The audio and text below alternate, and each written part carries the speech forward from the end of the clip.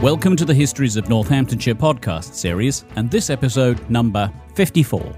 Recorded on location, each episode tells the story of one of the many and varied objects which are the focus of the exhibition A History of Northamptonshire in 100 Objects.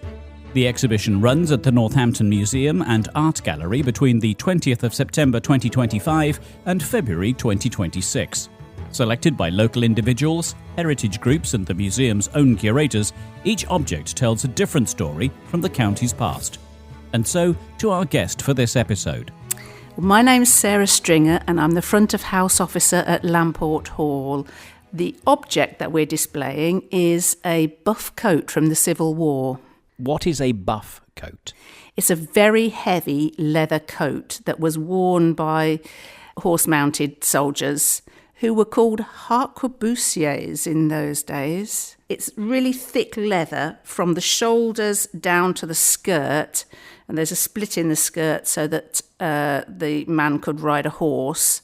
And the sleeves are of a softer leather so that they bend, so that they could wave a sword or wield a pistol on the battlefield. So this coat had a utilitarian purpose. It wasn't just for keeping you warm. It actually protected you quite literally in warfare. It was like body armour, but it was very thick leather, about 6 millimetres thick. It's so thick. And it's called a buff coat because it was originally made from buffalo hide. So the buff gives also the name to the colour. This particular item, to anybody who comes to see it, is marked. And it's marked in a certain way. That belies a certain story. It is marked. It has bloodstains down the front. And of course, we don't know whether it was the man himself, the wearer of the coat, whether it was his horse, whether it was somebody that he was fighting on the battlefield. We just don't know. I suppose we could get it DNA tested, but we actually like all the questions that the coat raises. And we probably don't want to find the answers. Well, that's an interesting point that you make, because this particular coat, what were the circumstances under which it was discovered? Because it's been at Lamport for a very long time. It has. The Battle of Naseby was the 14th of June 1645, and we were a royalist household, and we knew that Prince Rupert's troops used to come and rest at Lamport because the troops were going up and down the country looking for a battle. And the night before Naseby, they probably rested at Lamport. And after the battle, the buff coat was found in the loft of the stables. So we don't know who it belonged to. It's such a heavy thing. It really weighs a lot. And so that's why horse-mounted soldiers wore them. Because if you were a foot soldier, you wouldn't have got very far if you were wearing this coat. So we think he left the battlefield, obviously remembered that he'd been at Lamport at some time. It might not have been the night before, it might have been some other time, but we are only 6 miles from Naseby. So he must have got to Lamport somehow. We don't know if he was on his horse. We don't know if he left his horse as well, but the coat was found after the Battle of Naseby. Would this have been somebody who was trying to get rid of the coat so he couldn't be recognised as being on one side or the other? Might this have been an occasion when someone was fleeing the scene, as it were? Well, I think so. I mean, the coat does raise a lot of questions because on the Battle of Naseby field, the royalist soldiers were outnumbered 2-1 by the Roundheads. And according to different things that I've read, 1,000 soldiers were killed, 1,000 cavaliers were killed, 5,000 were captured, and 1,000 managed to escape. We assume he was one of the 1,000 that escaped. 6 miles from Naseby would be a long while on foot if you were walking. Maybe his horse had been injured in the battle. What were the circumstances under which this coat was discovered? We know that it was left. It was left in the rafters of one of the buildings, one of the outbuildings? It was left in the loft of the stables. The horses were downstairs, and all of the grooms or the people looking after the horses, they would have had a straw mattress up in the loft. So that's where they would have stayed if he'd have rested there. And if we're going back to the days of the Battle of Naseby, did it stay there all that length of time before being discovered? I don't think it stayed there very long.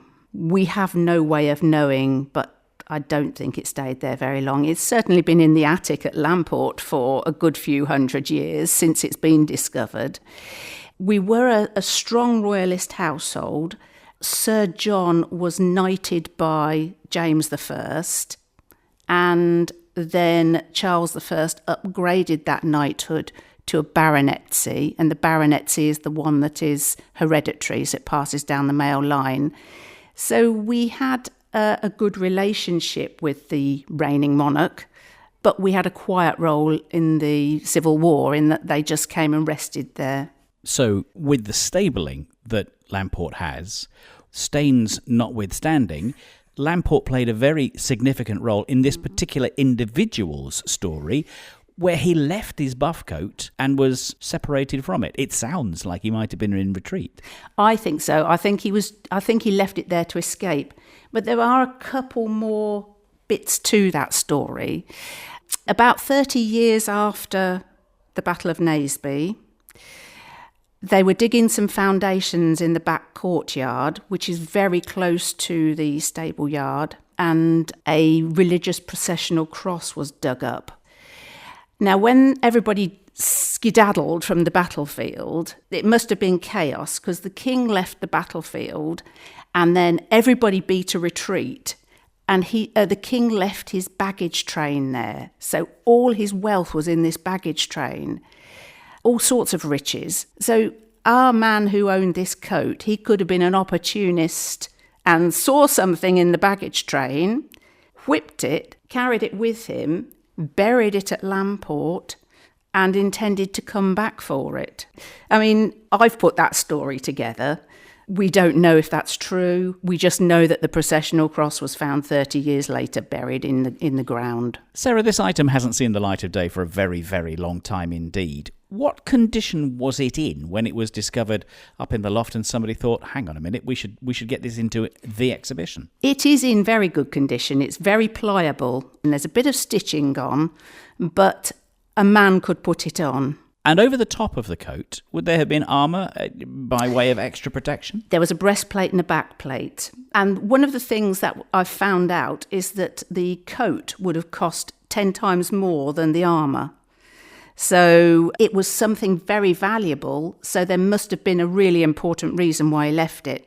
And it was a very identifiable coat. It was very heavy to wear if you were on foot. And he would have wanted to get away as quickly as possible. So it's perhaps not too far a stretch to say it was a life or death decision to leave it? I think so, because it was just such a valuable piece of equipment.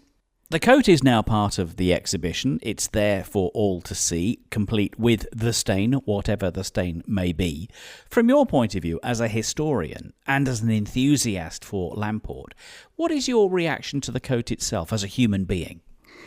It is this whole story behind it. What happened to the man? Who was the man who wore the coat into battle? Under what circumstances did he escape from the battlefield? Is the cross part of his story? And why did he never come back to Lamport for it? I know there was a lot of soldiers who did escape, and they were captured and they went to prison. And then they escaped from the prison and they went on to fight for the king again. But I don't know whether he would have been able to without his coat and without his armour. Why should the coat be in the exhibition? What does it say about Northamptonshire?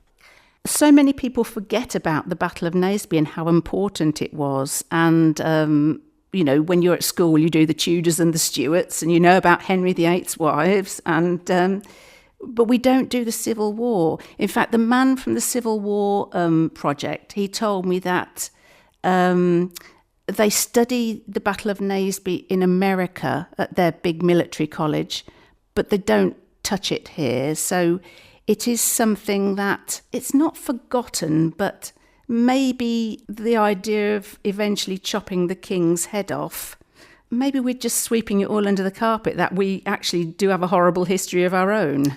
Are there any plans to check on what the bloodstain is, where it comes from, and maybe fill in some of those gaps? No, there isn't. It would answer whether it was human or animal, but it's just all the questions it raises. And one of my colleagues, I was trying to find the words to describe what the coat means, and she said all the questions that it raises, that's part of the charm of the coat. We can't ever find out who the man was unless that is his blood and we can go back through suddenly we find there's a cousin claiming it. Questions perhaps to be answered or left quietly for us to make a piece of conjecture about. Sarah, it's a fascinating story either way. Thank you for telling the story today. Thank you. Thank you for listening to this Histories of Northamptonshire podcast. If you would like to find out more about the objects or listen to other episodes in the series, go to www.northamptonmuseums.com. Alternatively, you can visit the Northampton Museum and Art Gallery, where you can see the A History of Northamptonshire in 100 Objects exhibition for yourself. The Histories of Northamptonshire project is funded by Arts Council England as part of the National Portfolio Programme.